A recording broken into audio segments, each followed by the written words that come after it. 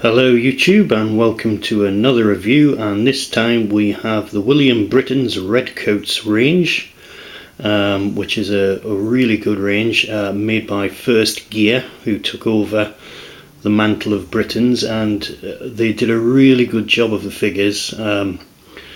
Disappointing, I think they pulled out eventually a few years later. I'm not quite sure on the ins and outs of it, but while they ran things, they did an excellent job. I think First Gear is a die-cast car maker or something in the United States, but I'm not fully sure on that. But while they had the strings, so to speak, they did an absolutely great job, and this was the result, the Redcoats range. These figures are the first foot guards, Grenadiers. Round about 1755. So we're talking the French and Indian War, although in the United States this particular regiment, the 1st Foot Guards, never actually went to the Americas, and were only briefly involved in the French and Indian War. Other regiments were, but not this particular one, so whether that was an oversight I don't know. In terms of pricing, and I've got these lined up, but that's mainly because I bought lots of individual figures. So they are individuals, come in a nice box, and they were roughly about £24–25, and you can pick them up for a similar amount these days if you're lucky. Some of them are quite expensive, but they're very nice figures to have. So what we've got is we've got the mitred cap, which was traditional for the Grenadiers at the time. Long musket, bayonet. Detail quality is extremely high with these. It's very, very high. They've got everything. The buttons are properly done, the scarf is properly moulded and cast, the face, the cheeks, the hair, the sword, just everything is top quality. And even the cap, I mean, you can see how quite small that is. They haven't got for total detail, but that is more than enough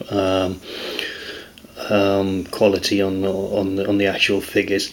And there's always slight differences, so each one individually painted obviously, and just, you know, sometimes you can see the odd difference where they've been painting them. But these ones are a particular favourite. I've got lots of these in different regiments and things. I think the only disappointing buy was this one, where I bought him and didn't realise that his spats are just slightly chipped here on the ankles, but all the other ones I bought brand new. This one I think I got off eBay, so that was a little bit disappointing, but nothing that can't be salvaged, and I'll probably touch that up at some point. Turning him around, you've got the traditional pouch for the ammunition, bayonet scabbard just pointing out at the back there. Lots of other intricate details. I mean, in the casting, for instance, you probably can't see that, there's all his buttons, and they're actually cast in with the mould, which is pretty, you know, I think that's a really good little touch. They didn't just spot them on with paint, they actually did a really good job.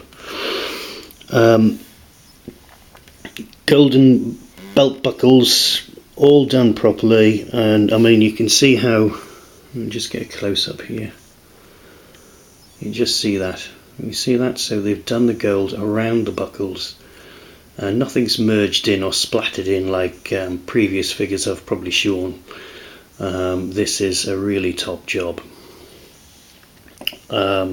So all in all, this regiment and figure is a real favourite of mine, and as a result I collected quite a few of these. The French and Indian War, quite a favourite subject of mine. Like I say, this particular regiment, as far as I know, did not serve in the Americas.